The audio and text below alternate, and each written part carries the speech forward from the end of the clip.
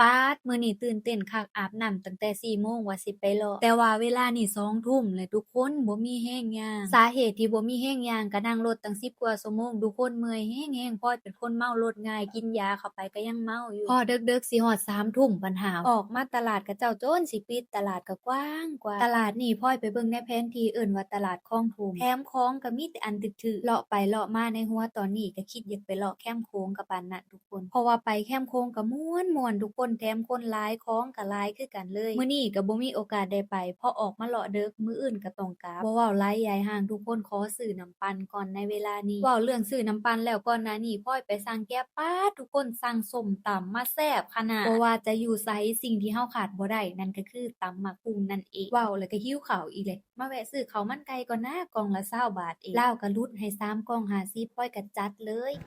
เดี๋ยวเอาเหรียญก่อนจ้าจ้าสมกับเจ้าว่าบ้านพี่เมืองน้องอะลีพลอยมารู้สึกคืออยู่ประเทศตัวเองนี่แหละสิ่งที่เราได้ก็มารุมปุงปั่วอยู่หลังจากนั้นพลอยก็แวะมาซื้อมาล่าจ้า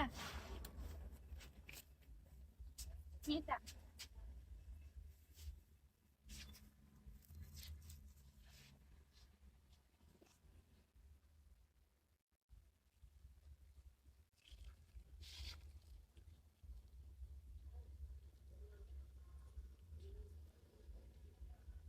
ขอบคุณจ้าขอบคุณค่ะ